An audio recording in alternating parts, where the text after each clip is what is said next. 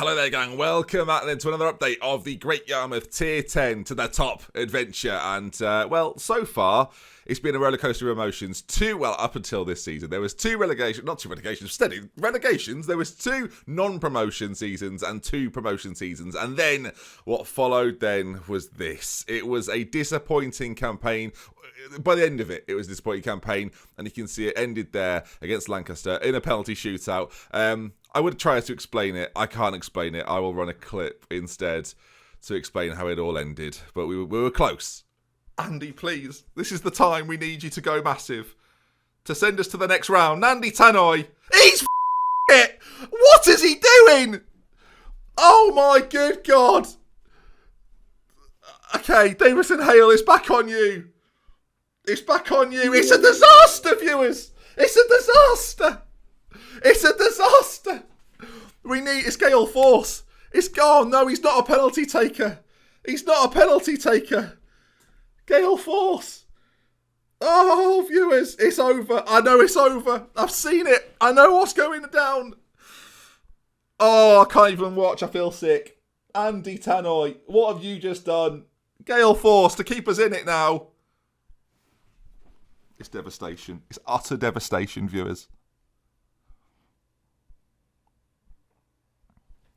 But before that moment, things were looking pretty good. You can see us there in 5th position. Have I hit start streaming? No. But before that point, you can see there, then we finished 5th. And the 2nd to 5th positions got into the playoffs. Now, I thought it was going to be a run-of-the-mill playoffs where 2nd plays 5th and 3rd play 4th. Canvey Island were far and away the best team that season. So it was very, very difficult for us to do anything more than we did, really. And look. To get to the playoffs after being newly promoted, we'll take that. The press thought we should have been champions. The press were very, very wrong, viewers. And team-wise then, we had a few star performers, as we always tend to do, of course. Finley Lovett's 40-goal haul this season. He's going down in Great Yarmouth history as one of the best strikers of all time. Probably the best striker of all time, getting close to that 100-goal tally. Chima Eze, our other strike partner, was very, very good as well. Again, another solid performance from him, 19 this year. And remember, these boys have gone a division above and have performed even better than before. Late on, we picked up some real talent as well, which we're really, really pleased about. Brandon Thomas at centre-back has been an absolute Trojan horse for us, as well as Luke Ige at right-back, who is going to be a star. As long as he stays here, doesn't leave me and abandon me in my hour of needs, he should be really good as well. Charles Vernham's another one that we brought in.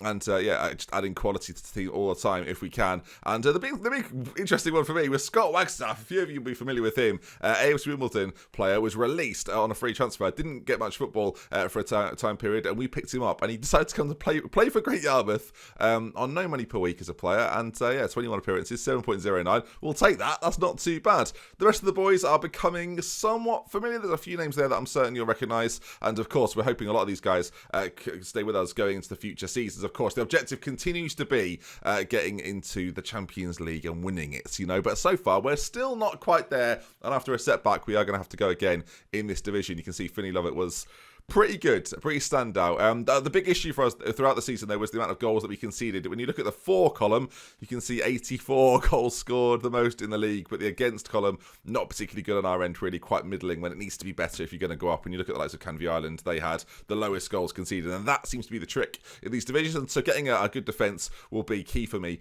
going into future games. And of course, after the heartbreak of the penalty shootout, we're going to hopefully try and bounce back next season with a stronger squad. Now, luckily for you, we're going to go somewhat into the future and give you a more up-to-date version of events. Not quite fully up-to-date, but a more up-to-date version of events, and see how we've got on in the first half of the season. So, bye from me for now, and I'll see you in just a moment. Alright then, here we are. A little bit of progression. 5 games played at the start of the season. A full transfer window has now been completed as well. And I'll say 5 wins from 5 with a very, very healthy goal difference. We've improved the squad quite a lot since you last saw it, and a lot of the names you'll see all of a sudden not too familiar. The ones that have survived so far: Davison Hale, Luke Ige is still with us as well. We've got the likes of Finley Lovett again still up top, but a lot of the starters from last season, we had quite the summer period, and these guys joined, some of them of which very good. Jonathan Rowe is the standout man so far this year. So a little bit of an update so far. so good. I suspect this year we may well win the league quite comfortably. Pre-season, we beat the likes of Lincoln, Gillingham. I think that stands us in good stead, considering they are both, of course, league sides. And so far this year, we're winning every game pretty dominantly, other than the FA Cup, actually, where Forley did us a little bit of damage with a 1-1, making us play extra games, and evidently now giving us less fixtures than the rest of the teams that have played so far. I feel pretty good about the summer that we've just had. The ability that we've managed to bring in is far and away better. Jonathan Rowe, I think, will be a key man and a star. And if I can keep holding him for more than this season, then that's going to be absolutely fantastic. He could play at League 2 level, viewers. It's one of those situations where he's that good. Jacob Wakeling isn't too far behind either. Really, really quick, great composure off the ball, dribbling, finishing, first touch, heading. The perfect advance forward, really going to be an absolute star for us this year. And it stands us in good stead then. And of course, if you want to follow this journey, do get on board. Get on board. Twitch.tv/DoctorBenjy. Ask me any questions you've got about the save, or get in the comment section and I'll try and reply to a few if you've got any thoughts. We are still in the Bet Victor Isterman North division.